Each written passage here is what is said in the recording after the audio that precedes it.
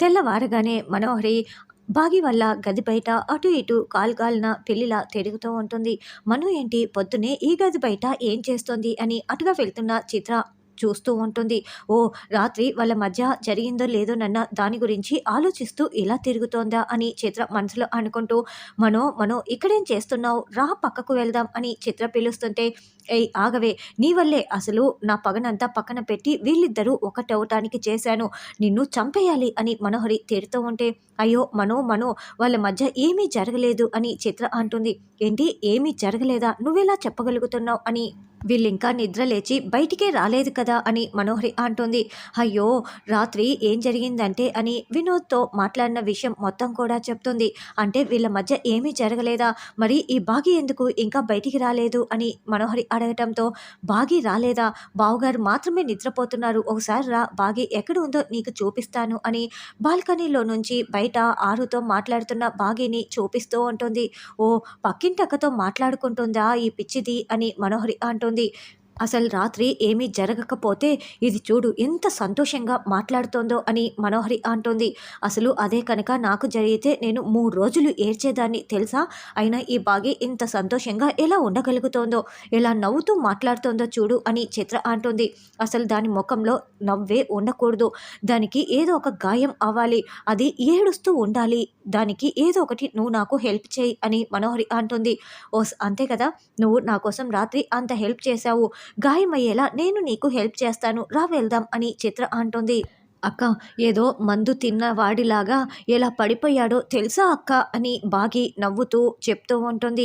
అవునా, అయితే రాత్రి మీ మధ్య ఏమీ జరగలేదా అని ఆరు చాలా సంతోషంగా పగలబడి నవ్వుతూ ఉంటే, బాగి ఇంకా నవ్వుతూ చెప్తూ ఉంటుంది.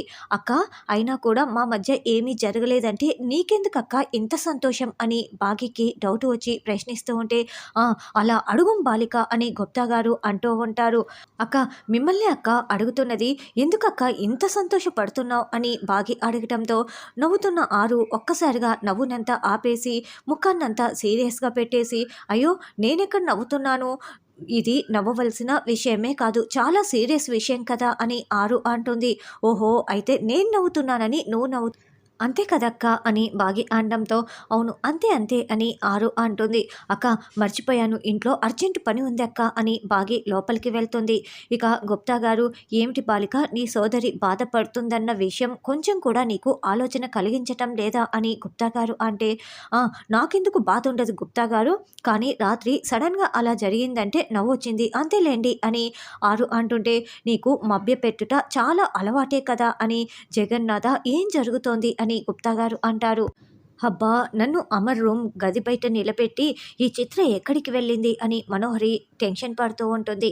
అప్పుడే చిత్ర అక్కడికి వచ్చి, చూడు మను, ఇదిగో ఇప్పుడు ఈ లిక్విడ్ తీసుకొచ్చాను, ఇది వాటర్లో కలిపేస్తాము, అప్పుడు బాగి దీనిపైన కాలు పెట్టి సర్రున కింద జారి పడిపోతుంది, గాయం అవుతుంది అని చిత్ర అంటే, అప్పుడు అమర్ వచ్చి ఏం జరిగింది అని క్లూలు లాగి మొత్తం నిన్ను పట్టుకుంటాడు, నిన్ను నన్ను బయటికి గెంటేస్తాడు అని మనోహరి అంటే, అయ్యో మనోహరి, ఇది వాటర్లో కలిసిపోతుంది, పెద్ద తెలుసుకోలేరు కూడా, సరే రా నేను చెప్పింది చేద్దాం అని చిత్ర అనడంతో, సరే నువ్వు చెప్పిందే చేద్దాం అని ఇద్దరు వాష్రూమ్లోకి వెళ్తారు. ఇక వాటర్ని తిప్పేసి కిందంతా కూడా హార్పిక్ లిక్విడ్ పడేలా చేస్తారు. ఇప్పుడు ఆ బకెట్ ఫుల్ అయిపోతుంది, వాటర్ అంతా ఇక్కడికి వస్తుంది. వాటర్ సౌండ్ విన్న బాగి వెంటనే అడుగు పెడుతుంది, సర్రున కింద జారి నడుం విరగొట్టుకుంటుంది. సరే పద వెళ్దాం అని చిత్ర అంటుంది. సూపర్ ప్లాన్ అని చిత్ర మనోహరి ఇద్దరు బయటికి వస్తారు.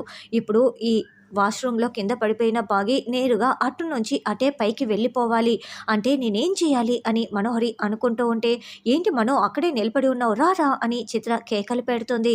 బాగి డైనింగ్ టేబుల్ దగ్గర పని చేసుకుంటూ ఉంటే, ఏంటి బాగి చాలా సంతోషంగా ఉన్నట్లున్నావే అని చిత్ర అంటుంది. ఏదో అలా కుదిరిపోయిందిలే అని, అయినా నేను నవ్వుతూ ఉండటం ఇష్టం లేదు కదా, నన్ను బాధ పెట్టడానికి ఈ మనోహరి ఎప్పుడు ఏదో ఒకటి చేస్తూ ఉంటుంది కదా అని బాగి అనడంతో, ఏయ్ ఏంటే నోటికి ఇష్టం వచ్చినట్లు మాట్లాడుతున్నావు, నేను నీ పైన కాన్సన్ట్రేషన్ చేయటం లేదు కాబట్టి నువ్వు ఇలా ఉన్నావు అని మనోహరి అంటే, అవును మను, నేను కూడా అదే చెప్తున్నాను, నేను అయినా నీపై కాన్సన్ట్రేషన్ చేయటం లేదు కాబట్టి నువ్వు ఇంకా ఇక్కడే ఉన్నావు, లేకుంటే ఇంట్లో ఉండేదానివే కాదు అని బాగి కూడా వార్నింగ్ ఇస్తుంది.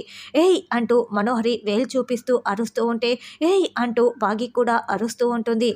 ఆగండి, ఆగండి. ఎప్పుడూ మీరిద్దరూ ఎందుకు ఇలా పోట్లాడుకుంటూ ఉంటారు? బాగి నువ్వు పైకి వెళ్ళొచ్చు కదా అని చిత్ర అంటే, నాకు పనుంది నేను వెళ్ళను అని బాగి అంటుంది.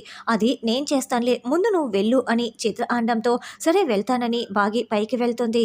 ఏంటి మనో బాగిని పైకి పంపించాలనుకుంటే ఇలా గొడవ పడుతున్నావు, కాసేపట్లో అమ్మ అన్న అరుపు వినిపిస్తుంది అని చిత్ర అంటే, అమ్మ అన్న అరుపు వినపడదు, అది డైరెక్ట్గా పైకి వెళ్తుంది. నేను కరెంట్ షాక్ కొట్టేలా చేస్తున్నాను, అదే సమయంలో ఆరు కూడా పైకి వెళ్ళిపోతుంది అని మనోహరి చెప్తుంది. అయ్యయ్యో వద్దు మనో, బావగారికి దొరికిపోతాం మనో, వద్దు మనో, ఇద్దరిని మనల్ని చంపేస్తాడు అని చిత్ర అంటుంటే, ఏయ్ నువ్వేమీ భయపడకు, నువ్వు వేసిన ప్లాన్ని నేను కాస్త ఇంప్లిమెంట్ చేశాను అంతే. చూడు ఇవిగో తాళాలు కూడా తీసుకువచ్చాను, నేను గ్రీజర్ వైర్ కట్ చేశాను, కరెంట్ షాక్తో అది పైకి పోతుంది. ఈ లోపల ఆరు ఫోటో దగ్గర ఉన్న పువ్వుల్ని నేను తీసి పడేస్తాను, ఆరు ఆత్మ కూడా పైకి వెళ్ళిపోతుంది. ఒకే దెబ్బకు రెండు పెట్టెలు, అది చచ్చే వరకు నువ్వు ఇక్కడ వెయిట్ చేస్తూ ఉండు, నేను ఈ లోపల పువ్వులు పడేసి వస్తాను అని మనోహరి చెప్పి వెళ్తుంది. అయ్యయ్యో ఇప్పుడు మేము మాట్లాడుకున్నదంతా కూడా ఆరు వినేసి ఉండదు కదా అని చిత్ర టెన్షన్ పడుతూ ఉంటుంది. బాగి గదిలోకి వెళ్ళగానే నేను ట్యాప్లన్నీ ఆపేశానే, మరి వాటర్ పోయే సౌండ్ వినిపిస్తోంది అని అనుకుంటూ ఉంటుంది. ఈ లోపల మనోహరి ఆరు ఫోటో దగ్గరికి వెళ్ళిపోతుంది. అప్పుడే ఉన్నట్లుండి గదిలో గాలి వచ్చి కర్టన్లు ఊగుతూ ఉండటంతో ఇక ఆరు వచ్చేసిందని చిత్ర టెన్షన్ పడుతూ ఉంటుంది. మనకేమో ఆరు చాలా కోపంతో రగిలిపోతూ ఉన్నట్లు చూపిస్తూ ఉంటారు. చిత్ర ఆరు కాళ్ళ దగ్గర కూర్చొని, ఆరు ఆరు నన్ను క్షమించు ఆరు, అసలు నేను ఈ ప్లాన్ చేయలేదు, నేను బాగిని కింద పడేలా మాత్రమే చేశాను, కానీ ఆ మనోహరే చంపాలనుకుంటోంది, ఇందులో నా తప్పేమీ లేదు ఆరు, నన్ను క్షమించు ఆరు, నన్నేమీ చేయకు ఆరు, నన్ను వదిలేయి ఆరు అని ఆరు కాళ్ళ దగ్గర మోకాళ్ళపై కూర్చొని దండం పెడుతూ వేడుకుంటూ చుట్టూ చూసుకుంటూ ఉంటుంది. చిత్ర పరిగెత్తుకుంటూ మళ్ళీ పైకి వస్తుంది, ఆరు కూడా పైకి వస్తూ ఉంటుంది. ఇక బాగి వాష్రూమ్ డోర్ని ఓపెన్ చేసి అయ్యయ్యో వాటర్ అంతా ఇలా వచ్చేసాయి ఏంటి అని చూస్తూ ఉంటుంది. అప్పుడే ఆరు బాగి బాగి అంటూ బాగి దగ్గరికి వచ్చి పట్టుకోవటానికి ప్రయత్నిస్తూ మాట్లాడుతూ ఉంటుంది. అయితే మనోహరి ఆరు ఫోటో దగ్గర ఉన్న పువ్వుల్ని చేతిలోకి తీసుకొని చూస్తూ ఉండటం వల్ల ఆరుకి శక్తులన్నీ కోల్పోయి బాగీకి కనపడకుండా ఇక టచ్ చేయటం కూడా ఆ శక్తిని కూడా కోల్పోయి ఉంటుంది. దాంతో ఆరు వెంటనే తన గది దగ్గరికి వెళ్ళి చూడగా మనోహరి చేతిలో ఆ పువ్వులు ఉంటాయి. ఆరు నిన్ను చాలా మిస్ అవుతున్నాను, ఇప్పుడు చూడు ఈ పువ్వుల్ని నేను బయట పడేస్తాను అని మనోహరి వాటిని బాల్కనీలోకి తీసి విసిరి పడేస్తుంది. ఈ లోపల బాగి ఇక అడుగు పెట్టబోతూ ఉంటే చిత్ర వచ్చి బాగిని చేయి పట్టుకొని లాగి పడేస్తుంది. బాగి నువ్వు ఏం చేస్తున్నావో అర్థమవుతోందా అని చిత్ర అంటే, నేనేం చేశాను, ట్యాప్ ఆన్లో ఉంటే ఆఫ్ చేయడానికి వెళ్తున్నాను అని బాగి అంటుంది. అది మాత్రమే కాదు, ఒకసారి అటు చూడు, ఆ నీళ్లలో కరెంటు సప్లై అవుతోంది, కాస్త ఉండి ఉంటే నీకు కరెంట్ షాక్ కొట్టి ఉండేది అని చిత్ర చూపిస్తూ ఉంటుంది. అప్పుడు బాగి కట్ అయిన వైర్ని మొత్తం కూడా గమనించుకుంటూ అవునే అన్నట్లుగా చాలా షాకింగ్గా చూస్తూ ఉంటుంది.